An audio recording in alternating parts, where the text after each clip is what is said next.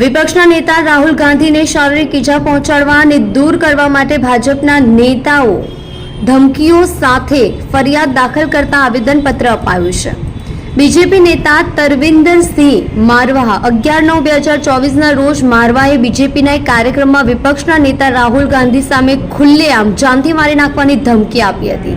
તેમણે કહ્યું હતું કે રાहुल गांधी बाज आजा नहीं तो आने वाले टाइम में तेरा भी वही हाल होगा जो तेरे दादा का हाल हुआ।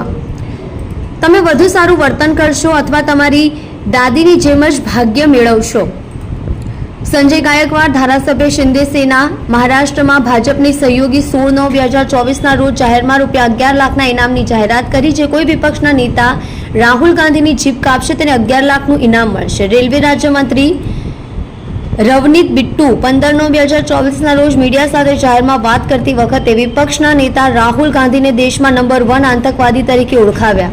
બિટ્ટુએ હિંસા ભડકાવવા અને શાંતિ ભંગ કરવાના ઉદ્દેશ્ય સાથે ગાંધી વિરુદ્ધ જાહેરમાં નફરત અને આક્રોશ ભડકાવવા માટે જાણી જોઈને નિવેદન આપ્યું હતું। આ નિવેદનનું ટીવી ચેનલો અને સોશિયલ મીડિયામાં વ્યાપક પ્રયાસ કરવામાં આવ્યો હતો।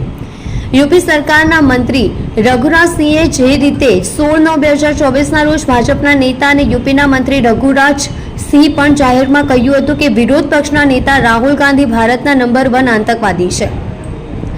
ઉપરોક્ત એમ પણ જણાવવામાં આવ્યું છે કે ભારતના વિરોધ પક્ષના નેતાને આતંકવાદી, નંબર 1 આતંકવાદી વગેરે કહેવાથી માત્ર તે જે જાહેર હોદ્દો ધરાવે છે તેને નુકસાન પહોંચાડે છે। એટલું જ નહીં, ઉપરોક્ત નામવાળી વ્યક્તિઓ જાણી જોઈને શ્રી રાહુલ ગાંધીને તેમની જાહેર ફરજો નિભાવવામાં અવરોધ કરવો એટલે કે હાંસિયામાં ધકેલાઈ ગયેલા વર્ગના મુદ્દાઓ ઉઠાવવા અને દેશના વિરોધ પક્ષના નેતા તરીકે વર્તમાન સરકારની નિષ્ફળતાઓ, શ્રી રાહુલ ગાંધીની સલામતી અને સુરક્ષા સુનિશ્ચિત કરવા અને જાહેર શાંતિ જાળવવા માટે તમારી તાત્કાલિક કાર્યવાહી જરૂરી છે।